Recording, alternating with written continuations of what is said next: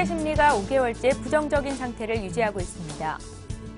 박근혜 당선인의 공약 실현을 위한 예산 6조 원 마련을 놓고 여야가 입장 차이를 좁히지 못한 채 진통을 거듭하고 있습니다. 지난해 억대 연봉을 받은 회사원이 36만 명을 돌파했습니다. 올해 부동산 경매 시장에 나온 서울 수도권 아파트가 역대 최대치를 기록했습니다. 시청자 여러분 안녕하십니까? 생경제현장의 최현정입니다. 오늘 코스피 지수는 외국인과 기관의 쌍끌이 매수에 프로그램 매수까지 가세하면서 소폭 상승을 보였는데요. 자세한 마감 시황 듣겠습니다. 서울경제신문의 한동훈 기자 연결합니다. 한 기자 안녕하세요. 네, 안녕하세요. 예, 오늘 마감 시황부터 자세히 전해주십시오. 네, 코스피 지수가 연말 배당 투자를 목적으로 한 프로그램 매수세에 힘입어 소폭 상승했습니다. 26일 코스피 지수는 전 거래일보다 0.43포인트 오른 1982.25의 장을 마쳤습니다.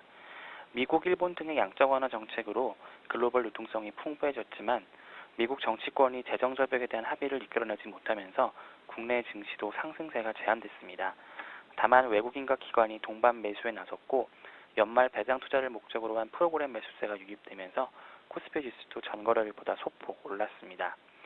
이날 개인이 4,782억 원치를 순매도했지만 외국인과 기관이 각각 2,438억 원, 2,486억 원치를 순매수하면서 지수를 끌어올렸습니다.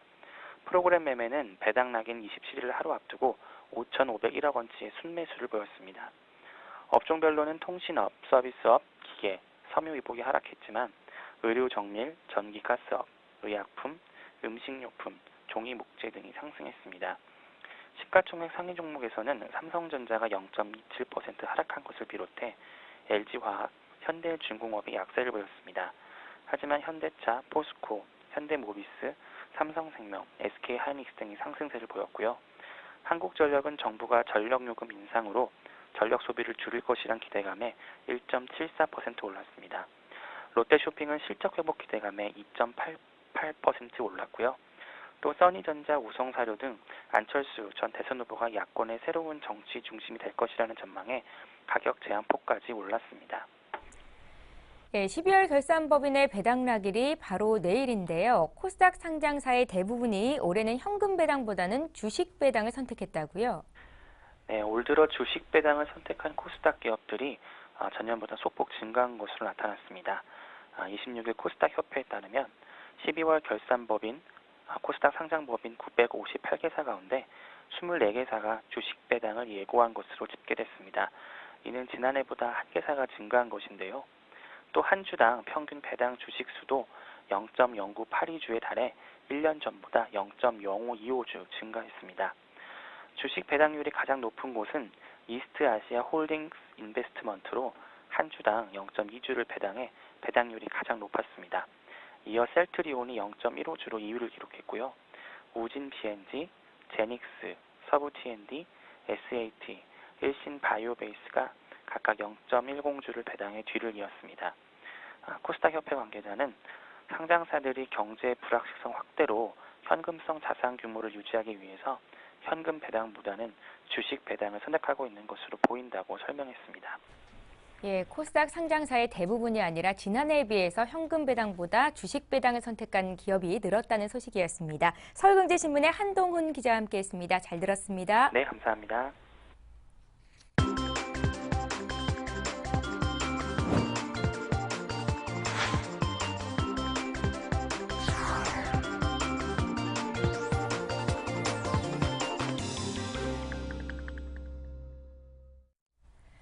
오늘의 주요 뉴스입니다. 소비자 심리가 5개월째 부정적인 상태를 유지하고 있습니다. 한국은행은 오늘 12월 소비자 동향지수 CSI가 전월과 같은 99를 기록했다고 밝혔습니다. 이 지수가 100을 넘으면 경제 상황을 바라보는 소비자 심리가 낙관적임을 뜻하고 100을 밑돌면 비관적으로 판단한다는 의미입니다. 소비자 심리 지수는 지난 8월 이후 100을 밑돌고 있습니다. 다만 향후 경기 전망 CSI는 80에서 85로 5포인트 뛰었고 취업기회 전망 CSI도 84에서 90으로 올랐습니다. 기대 인플레이션율은 연평균 3.2%로 전월보다 0.1%포인트 낮아져 2010년 11월 이후 가장 낮은 수준을 기록했습니다. 박근혜 당선인의 공약 실현을 위한 예산 6조 원 마련을 놓고 여야가 입장 차이를 좁히지 못한 채 진통을 거듭하고 있습니다. 새해 예산안을 논의하기 위해 오늘 국회에서 열릴 예정이었던 기획재정위원회 전체 회의가 취소됐습니다. 새누리당은 박근혜 예산 6조 원 마련을 위해 국채 발행이 불가피하다는 입장입니다. 새누리당은 기존 예산안에서 2조 원가량 삭감하고 지하경제 양성화 등을 통해 1조 원을 추가로 마련해도 2조에서 3조 원의 국채 발행은 불가피하다고 보고 있습니다. 반면 민주통합당은 국채 발행에 반대하며 부자 증세를 통한 재원 마련을 요구하고 있습니다. 또 박근혜 예산 6조 원에는 선심성 예산이나 지역구 예산이 적지 않아 걸러내는 과정도 필요하다는 입장입니다.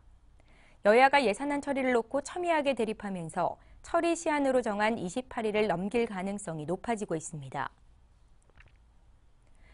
지난해 억대 연봉을 받은 회사원이 36만 명을 돌파했습니다. 구세청에 따르면 2011년 소득을 기준으로 전체 근로자 1,554만 명 가운데 총 급여액이 1억 원을 넘은 회사원은 36만 2천 명으로 2010년보다 30%가량 급증했습니다. 전체 급여 소득자 가운데 억대 연봉 근로자의 비중은 2.3%를 기록해 회사원 100명 가운데 2명은 억대 연봉자로 집계됐습니다. 근로자 중에서 세금을 내는 과세 대상자는 993만 5천 명으로 전체 근로자 중 64%를 차지했습니다. 과세 대상자 비율은 2009년 이전까지만 해도 50%대였으나 이후 소득 증가에 힘입어 2010년 60%대를 넘은 뒤 급증했습니다. 한편 수출 증가와 금융산업의 호조 덕에 법인세 신고법인의 당기 순이익은 151조 5천억 원으로 전년에 비해 40%나 급증했습니다. 올해 부동산 경매 시장에 나온 서울 수도권 아파트가 역대 최대치를 기록했습니다. 그러나 주택 경기 침체로 낙찰가율은 가장 낮았습니다. 부동산 경매 전문 업체 지지옥션은 올해 서울, 경기, 인천에서 경매된 아파트가 총 3만 4,576건으로 조사를 시작한 2001년 이래 가장 많았다고 밝혔습니다. 그러나 매수 심리가 얼어붙어 낙찰가율은 74.3%에 불과했습니다. 이는 지난해 80.5%에 비하면 6.2%포인트 감소한 수준입니다. 특히 전용 면적 85제곱미터 초과 중대형 아파트 평균 낙찰가율이 70%로 85제곱미터 이하 중소형 낙찰가율보다 10%포인트 낮았습니다.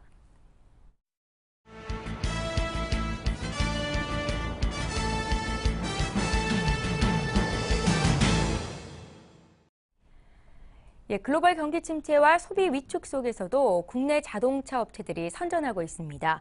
올 한해 우리 자동차 업체들이 거둔 성과와 함께 앞으로는 어떤 과제들이 준비되어 있는지 자세히 짚어보는 시간을 가질 텐데요. 서울경제신문의 이혜진 기자와 함께하겠습니다. 안녕하세요. 예, 안녕하세요. 자, 올해 우리 경제가 어려운 상황 속에서도 수출 성적은 비교적 양호한 것으로 드러났습니다. 그중에서도 자동차와 전기전자 제품 활약이 눈에 띄는데요. 자동차 수출량이 어느 정도였습니까? 예, 관세청에 따르면 올해 들어 1월에서 11월까지 무역 수지가 266억 흑자를 기록했는데요. 품목별로 나눠보면 자동차가 총 557억의 흑자를 기록하며 단연 1등을 차지했습니다.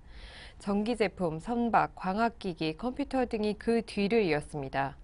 자동차는 지난해 같은 기간에는 522억 달러 흑자를 기록했는데요. 올해는 이보다 6.5% 늘어난 성적을 거둔 것입니다. 국내 대표적인 완성차 업체인 현대차의 실적 역시 눈부신데요. 현대차는 올해 3분기 시장 예상을 웃도는 어닝 서프라이즈를 기록했습니다. 현대차의 3분기 매출은 전년 동기 대비 3.6% 증가한 19조 6,400억 원을 기록했고 영업이익은 3.1% 늘어난 2조 500억 원이었습니다. 이 같은 실적은 침체된 내수 시장보다는 해외 시장에서의 선전에 따른 것으로 풀이됩니다. 국내 경기가 좋지 않은 상황에서도 이같이 국내 자동차 업체들이 선전하고 있는 이유 역시 시장 점유율이 늘었기 때문일 것 같은데요. 해외에서는 얼마나 선방하고 있습니까? 글로벌 시장 점유율을 보면 알 수 있는데요. 북미, 유럽, 중국 등 주요한 자동차 시장에서 시장 점유율이 크게 올라가고 있습니다. 자동차 시장 전문기관인 LMC 오토모티브에 따르면 11월 현대기아차는 지난해 같은 달보다 9.5% 늘어난 67만 8,500대를 판매하면서 세계시장 점유율이 10.1%로 올라갔습니다. 현대기아차의 지난달까지 누적 세계시장 점유율은 8.7%로 지난해 같은 기간 8.5%보다 0.2%포인트 상승했습니다. 또 세계적인 자동차 메이커들의 본산이라고 할 수 있는 유럽에서도 선전하고 있는데요. 현대기아차가 올해 유럽에서 연간 기준으로는 처음으로 시장 점유율 6%대에 진입할 전망입니다.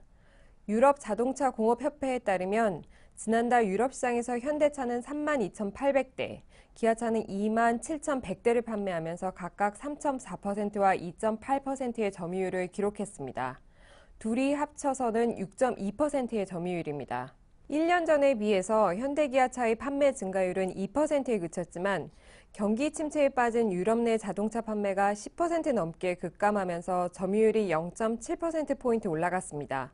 현대차 i40와 기아차 시드 등 지난해 이후 출시한 유럽 전략 신차들이 시장 침체에도 불구하고 판매 호조를 이어가면서 올해 유럽 시장 점유율은 첫 6% 돌파에 청신호가 켜졌습니다. 1월에서 11월 누적 시장 점유율은 현대차가 3.4%, 기아차가 2.7% 등 총 6.1%입니다. 세계 자동차 시장은 글로벌 금융위기 이후 선진 시장의 정체와 실용적 소비 대두, 그리고 신흥 시장의 급성장과 자동차 대중화의 가속화라는 두 가지 큰 구조적 변화를 맞게 되었습니다. 이러한 환경 변화에 경쟁 업체들이 신속한 대응을 하지 못한 데 비해 현대기아차는 품질과 디자인이 우수하면서도 가격도 적당한 신모델을 지속적으로 출시함으로써 시장의 변화된 니즈를 충족시켰던 것이 괄목할 만한 성과를 가져오게 된 배경이라고 할 수 있습니다. 현지화 전략이 주요했다는 얘기인데요. 현대기아차는 지난 1997년 터키 공장을 시작으로 해외 생산 거점을 꾸준히 확대해 왔습니다. 특히 올해는 현대차가 브라질 공장까지 완공하면서 미국, 남미, 유럽, 아시아 등 전 세계 곳곳에서 생산 기지를 구축한 한 해였습니다. 이로써 현대가 연간 250만 대, 기아가 90만 대로 총 340만 대의 해외 생산 능력을 갖추게 됐는데요. 이를 통해 높은 관세를 피할 수 있게 됐고 무엇보다 각 지역 특성과 소비자 니즈를 반영한 전략차를 성공적으로 출시하면서 판매가 크게 확대됐습니다. 상품도 최근에는 중국 고객들의 취향을 아주 잘 반영한 그야말로 한국에서 생산된 차를 그대로 중국에 가져와서 판매하는 것이 아니고 하는 그러한 형태로 발돋움을 해서 그와 같은 역량과 경쟁력을 가지고 북경현대가 새로운 10년 그렇게 발돋움해 나갈 수 있도록 그렇게 노력을 할 것입니다. 예컨대 중국 시장의 경우 현지 소비자가 선호하는 스타일로 차체를 바꾸고 외관을 화려하게 바꾸는 식으로 시장을 파고들었습니다. 예, 현대기아차가 글로벌 금융위기 이후 성장을 거듭해 오고 있기는 하지만 아직도 갈 길이 먼 것 같습니다. 어떤 부분에 주력하면 좋을지 좀 의견을 얘기해 주시죠. 예, 지적하신 대로 글로벌 금융위기 이후에 세계적인 완성차 업체들이 고전을 면치 못하고 있는데요. 현대기아차는 이 기회를 활용해서 성장 가도를 달리고 있습니다. 그러나 이제는 양적인 성장뿐만 아니라 질적인 성장, 즉 프리미엄 브랜드로의 입지를 굳히는 것이 가장 중요한데요. 이를 위해서 중요한 것은 품질과 안전이라고 할 수 있겠습니다. 올해 현대차는 미국에서 연비 파문을 겪으면서 일종의 성장통을 겪었습니다. 아직 본격적인 소송이 진행되지는 않았지만 현재로서는 판매량에 큰 타격을 입지는 않고 있는 것으로 나타났습니다. 네, 올해 인터브랜드가 발표한 세계 100대 브랜드에서 현대차는 53위, 기아차는 87위에 오르는 등 현대 기아차의 브랜드 가치는 빠르게 상승하고 있습니다. 이는 품질 경영과 더불어 세계 최고 수준의 품질과 상품성에 걸맞는 브랜드 가치를 확보하기 위해 브랜드 관리 역량을 강화하고 브랜드 경영을 성공적으로 수행해온 결과라고 할 수 있습니다. 또 이제는 가격 대비 성능 좋은 차, 이런 이미지에서 벗어나 고급 자동차 브랜드로 도약하는 것도 필요한 시점입니다. 이를 위해서 현대기아차는 현지에서 다양한 문화 마케팅 등을 펼치고 있습니다. 예, 글로벌 브랜드로서의 입지를 굳히고 있는 현대기아차 국내 자동차 업체의 활약 앞으로도 기대를 해보겠습니다. 서울경제신문의 이혜진 기자와 함께했습니다. 잘 들었습니다. 예, 계속해서 산업뉴스가 이어집니다.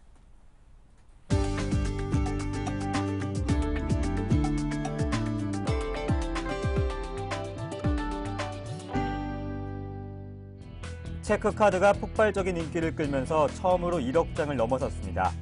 카드업계에 따르면 올해 11월 말까지 체크카드는 총 1억 20여만 장이 발급됐습니다. 내년 상반기 중에는 체크카드 발매 수가 신용카드를 처음으로 앞지를 것으로 보입니다. 연말정산 때 체크카드 소득공제율이 30%로 신용카드보다 높은 점도 주요 인기 요인으로 꼽힙니다. 또 경기 침체로 가계 형편이 어려워진 서민층이 본인 계좌에 돈만 쓸 수 있는 체크카드를 선호한 점도 체크카드 급증에 영향을 끼친 것으로 풀이됩니다. 국내 1위 음원 서비스인 멜론이 내년부터 월정액 요금을 6,000원으로 인상합니다. 멜론을 운영하는 로엔엔터테인먼트는 다음 달 1일부터 월정액 이용료를 기존 3,000원에서 2배 오른 6,000원으로 제공하기로 했습니다. 음원 가격이 인상되면 음원 권리자가 받는 금액은 내년부터 스트리밍 시 기존 43%에서 60%로 늘어납니다. 국내 디지털 음원 시장의 절반 이상을 차지하는 멜론이 이용료를 인상하면서 후발업체들의 가격 인상도 뒤따를 것으로 예상됩니다. 자영업 가구의 평균 월 소득은 약 350만 원 수준이며 근로자 가구보다 70만 원 정도 적은 것으로 조사됐습니다. 보건사회연구원에 따르면 작년 말 기준으로 자영업 가구의 월 평균 소득은 346만 원으로 집계됐습니다. 이는 근로자 가구 월 평균 소득 420만 원보다 70만 원 이상 적을 뿐 아니라 전체 가구 평균을 밑도는 수준입니다.